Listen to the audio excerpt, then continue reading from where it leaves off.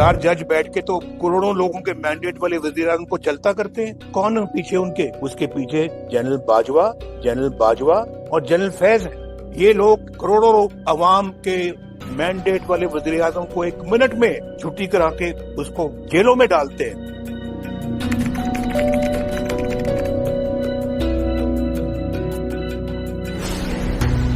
आपने भी हाथ बांध के बायो साहब एक्सटेंशन दी थी, जबकि आप कहते हैं 2017 में बड़ा बुरा हुआ था, और आप आइंदा भी यही करेंगे जो वोट दिया था। और वोट दिया था, कोई फर्क नहीं, तो आप ये समझेगा कि आप बड़े सही हैं। आपकी पूरी पार्टी ने वोट दिया था हाथ बांध के। जनरल बाजवा, जिनको आप जिम्मेदार ठहराते थे अपनी हुकूमत जाने का, उनकी एक्सटेंशन के लिए नवाज शरीफ साहब तैयार हो गए, बल्कि ख्वाजा आसिफ साहब को ये भी कहा कि अनकंडीशनली सपोर्ट करना है हमने इस एक्सटेंशन को। बिल्कुल आपकी बात ठीक है, इस पे मैं कोई कमेंट इसलिए नहीं करना चाहती कि ये हुआ है, ये बिल्कुल हुआ है। मैं इसको इंडोर्स करूं या ना करूं, अब वो बात पीछे रह गई। वज़ीर दिफा ख्वाजा आसिफ ने कहा है कि 2019 में नून लीग की क़यादत ने इज्तिमाई फैसला करके जनरल बाजवा को तौसी का वोट बतौर ब्लैंक चेक दिया था। नवाज शरीफ की सख्ती से हिदायत थी कि जनरल बाजवा को एक्सटेंशन का वोट देना है। एक्सटेंशन पे हमने तो एक किस्म का एक ब्लैंक चेक दिया था, उसके ऊपर कोई हमने ना कोई मांगा था, ना कोई सौदेबाजी थी। इज्तिमाई जो एक फैसला हुआ लंदन के अंदर, नवाज शरीफ साहब कायदे मोहतरम भी थे, मियां शहबाज शरीफ भी थे, सागदार साहब भी थे, जो उस वक्त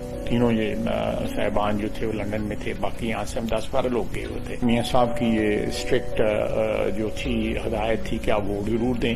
नवाज शरीफ ने सिटिंग आर्मी चीफ पर इल्जाम लगाया था कि इलेक्शन उन्होंने छुड़ाया है, तो क्या वो आपके पास सबूत है? आप कहते हैं इमरान ने छुड़ाया, लेकिन आपके वालिद कहते हैं वो जनरल बाजवा ने छुड़ाया और उनका नाम भी लिया।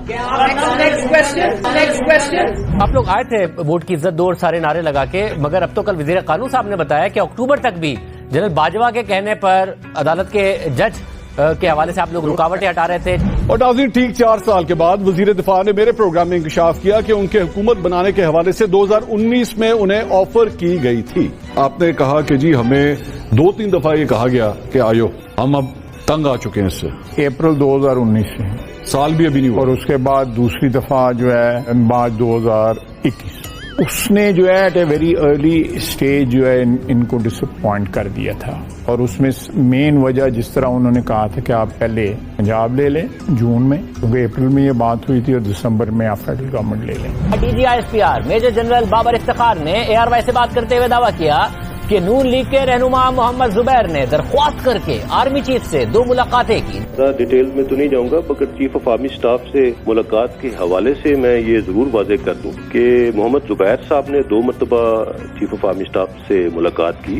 एक दफा अगस्त के आखिरी हफ्ते में, और दूसरी मरतबा 7 सितंबर को उनकी चीफ ऑफ आर्मी स्टाफ से मुलाकात हुई, जिसमें DGI भी मौजूद थे। और दोनों मुलाकातें उनकी दरख्वास्त पर ही हुई। दोनों मुलाकातों में उन्होंने मियां नवाज शरीफ साहब और मरियम नवाज साहिबा के हवाले से ही बातचीत की। 4 जज बैठ के तो वज़ीर-ए-आज़म को चलता करते हैं। कौन है पीछे उनके?